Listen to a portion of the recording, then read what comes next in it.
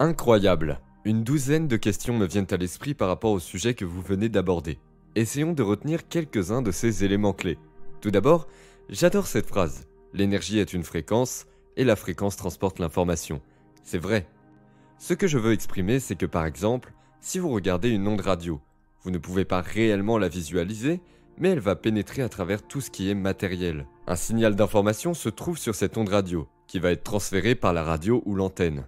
Une antenne de télévision est aussi un moyen d'amplifier ce signal, car elle reçoit cette fréquence et la transforme en image. Ainsi, lorsque vous accédez aux informations du champ, certains aspects latents de votre cerveau agissent comme des transmetteurs, et votre cerveau se charge de les transformer en images. Cela s'appelle un téléchargement, ou une mise à niveau. Les gens commencent à se connecter à ce champ d'information et débutent des expériences intérieures très significatives que nous avons été en mesure de prédire. En fait, nous savons maintenant que cela va se produire. Vous êtes en permanence en train d'envoyer et de recevoir de la lumière et des informations. Donc, maintenant, le contraire est que je voudrais rester avec l'individu. Mais je n'arrive pas à ne pas penser au champ de la Terre, qui fait partie du projet de cohérence sur lequel Howard Martin et Hurtmat travaillent. Ils avancent que nous affectons le champ autant qu'il nous affecte. Ainsi, non seulement nous recevons des téléchargements, mais nous pouvons aussi nous projeter dans le champ et effectuer des modifications de base basées sur nos projections actuelles. Cela implique certaines conditions. Vous pouvez créer un champ qui est très dissonant, statique ou incohérent. Le système n'est pas clairé, donc les effets produits en envoyant cette information sont moindres sur la nature de la réalité que lorsque votre cerveau et votre cœur sont cohérents. Ainsi, lorsque votre cerveau est cohérent, une harmonie et un ordre établi se produisent entre des compartiments habituellement subdivisés. La cohérence de votre cœur produit un champ mesurable dans son rythme. Donc, pour pouvoir agir sur la matière, il faut combiner un cerveau clair, intentionnel et cohérent avec un sentiment important, émotionnel, centré sur le cœur. C'est le centre de l'unité et de la plénitude, ici que la divinité débute. C'est l'union de la polarité, des opposés. C'est là que tout s'assemble.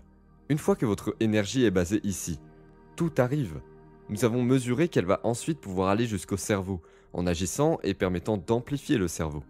Et quand le cerveau commence à devenir super cohérent, il influence directement notre cœur. Quel est donc l'intérêt de tout cela? Eh bien, une fois de plus, le signal que vous créez sur une base quotidienne va soit fonctionner de manière constructive, soit de manière destructive. Par exemple, si vous vous promenez en vous habitoyant sur vous-même, en souffrant et en vous positionnant comme une victime, vous émettez dans le champ ce signal négatif.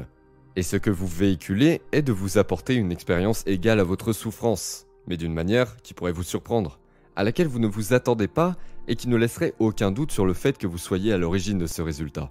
Donc, dans un sens, nous ne sommes pas punis pour nos péchés, nous sommes punis par nos péchés. Le péché se traduit par une attitude. L'inverse est également vrai lorsque vous apprenez à des personnes à se connecter à l'énergie d'un rêve futur, à être définies par une vision de leur avenir plutôt que basée sur les souvenirs du passé, à croire en leur avenir plutôt qu'à rester ancrés dans leur passé, à tomber amoureux de leur avenir plutôt que de le rester de leur passé, à combiner cette intention claire et ressentir les émotions que cet avenir peut procurer avant qu'il ne se manifeste. Ils inscrivent alors une toute nouvelle signature dans le champ. Maintenant, ce qui est beau dans cette action, c'est plus vous aurez conscience de cette énergie, plus vous allez attirer ce futur. Ce qui signifie aussi que lorsque vous êtes en voiture et commencez à vous énerver et être frustré à cause des embouteillages, vous venez de vous déconnecter de l'énergie de votre futur et de vous reconnecter à l'énergie de votre passé. Ces émotions de survie ont moins d'effet sur la nature de la réalité. Vous vous sentez à présent comme la matière qui essaye de changer la matière. Vous êtes égaré, donc vous vous forcez, vous contrôlez, vous essayez plus fort, vous aimeriez y arriver. Une personne capable de soutenir ou maintenir cet état d'esprit intact ressent le plaisir, car elle commence à voir des synchronicités, des coïncidences, ces opportunités, ces inconnus, ces choses qui arrivent de nulle part parce que vous êtes connecté à ce champ d'information. Et non seulement vous êtes connecté à ce champ, mais vous commencez aussi à l'influencer. Ainsi, plus de personnes sont maintenant dans la création au lieu de se positionner en victime. Si vous êtes une victime, vous direz « j'étais en colère à cause de la circulation ». Je vous répondrai que votre monde extérieur contrôle vos pensées et vos sentiments. Une circonstance, une personne, quelque chose dans votre entourage contrôle vos sentiments et pensées et vous positionne en victime des circonstances. Mais lorsque vous changez votre façon de penser et de ressentir, et que cela produit des effets dans votre monde extérieur, vous commencez à réaliser que vous êtes le créateur de votre vie. Dès que des retours sont visibles dans votre vie, vous allez faire attention à ce que vous avez fait et allez le refaire. Vous allez y croire. Vous devenez ainsi le créateur de votre vie, et non plus la victime. Merci. Abordons maintenant la question suivante. Comment pouvons-nous commencer à changer notre façon de penser et de nous sentir pour nous placer davantage dans le rôle de créateur plutôt que celui de victime? Eh bien, c'est la beauté de cette action.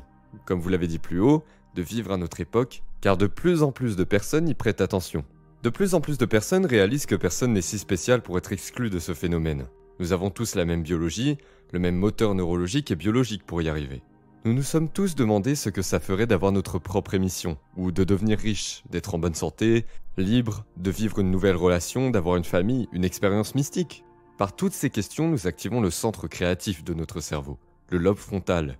Cet organe est le patron, le PDG, le leader de la symphonie qui a des connexions avec l'ensemble du cerveau. Il veut répondre à la question, et pour ce faire, consulte les données stockées dans notre cerveau. Les choses que nous avons apprises intellectuellement et les choses que nous avons vécues qui sont liées à cette question. Et il commence à activer ces circuits en les appelant, et ils se mettent ainsi à fonctionner en tandem, ce qui crée une image dans notre esprit. C'est ce qu'on appelle l'intention. Nous sélectionnons un nouveau potentiel dans le champ quantique. La personne passionnée, qui est pleinement engagée à regarder et observer ce futur, la pensée présente dans son esprit se transforme en expérience, donnant au final une émotion. Et soudain, la personne ressent l'émotion de l'événement avant qu'il ne se manifeste. Votre façon de penser et celle dont vous vous sentez vont créer votre état d'esprit. Plus l'émotion ressentie est forte, plus ils sont perturbés en leur fort intérieur, et plus ils vont prêter attention à l'image qui se forme dans leur esprit. Ils créent une mémoire à long terme, autrement dit, ils se souviennent de leur avenir. Maintenant, vous ne pouvez pas faire cela une fois, puis vous lever et vous attendre à ce que votre compte en banque soit rempli. Ça ne fonctionne pas comme cela. Ou être sélectionné pour aller sur la Lune, ça ne fonctionne pas comme cela.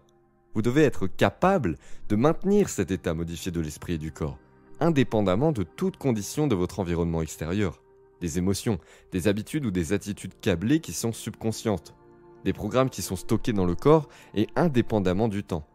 Si vous y parvenez, vous commencerez à voir ces événements inhabituels commencer à se produire dans votre vie. Vous devenez alors le scientifique de votre vie.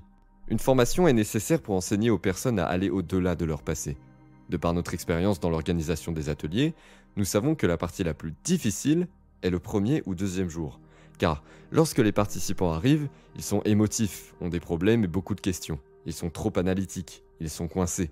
Et nous continuons à les apprivoiser pour qu'ils dépassent leur identité et tôt ou tard, ils commencent à lâcher prise. Et quand ils le font alors, ils sont prêts à créer.